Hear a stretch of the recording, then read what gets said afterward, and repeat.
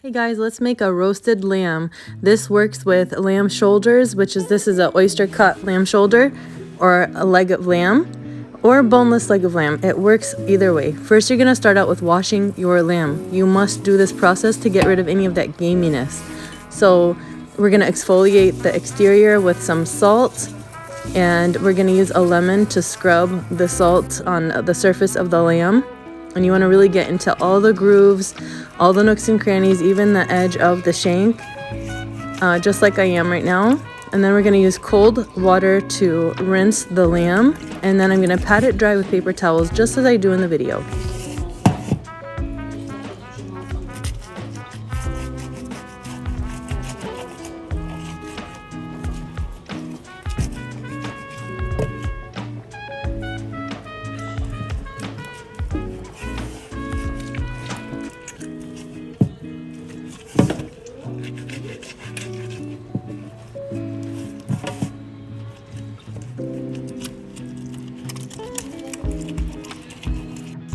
So now that we've finished scrubbing it, I'm just using cold water to rinse it off. And as I said earlier, we're just going to pat it dry.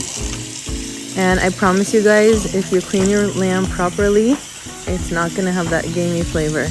Gamey is when you feel like the lamb is sitting right next to you, bang. I hate when I eat lamb and it feels gamey. I can't stand it. So, alright, now that we've patted it dry, we're going to take it to our foil tray.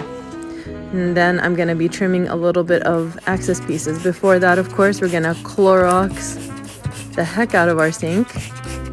And I'm just going to let it soak in the Clorox while I do this process. I'm going to prepare my marinade. This is olive oil, balsamic vinegar, and some seasonings. It'll all be listed in the caption below.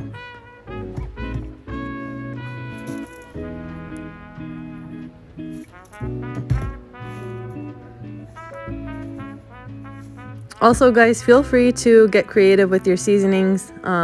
Sometimes if I'm missing an ingredient or I'm feeling creative, I'll replace it. But it's all about the technique here. Washing your lamb, trimming the excess pieces as I'm going to show you in a minute, and cooking it at the right temperature for the right allotted time is really what gives you the best results. But you could even put salt, pepper, and olive oil on your lamb, and it'll be delicious if you do this technique. So I will be giving you the ingredients below, but I'm really all about the technique here. So we're gonna trim the pieces of fat that don't really look like fat, but it's just like unnecessary.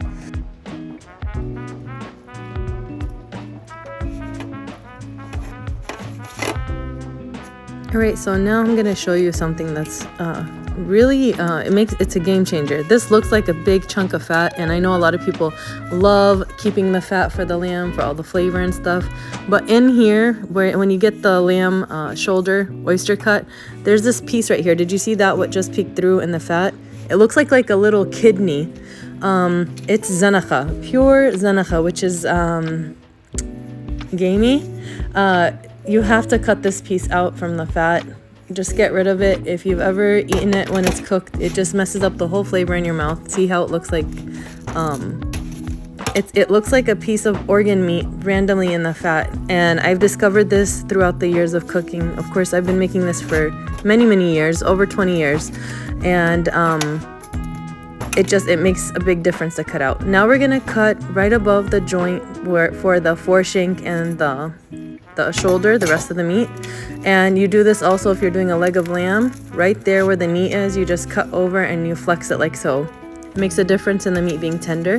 Now you're going to take a small knife and you're going to poke it all around. And this is also working as a tenderizer, as well as allowing the marinade to go into the meat. I don't really marinate my meat ahead of time. By poking it with a knife like this all over, that's how the seasonings goes into the lamb.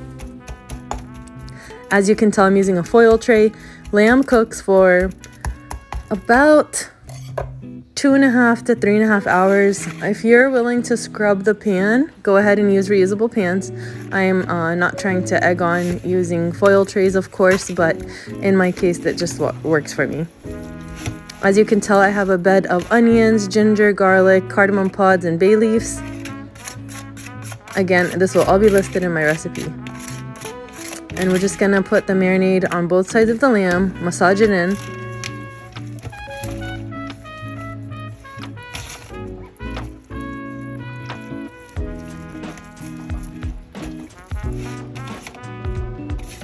just gonna fix the base down to where the lamb lays right on top of it. And now we're ready to put a small cup of water, about a 1/4 cup of water. Look how beautiful it is.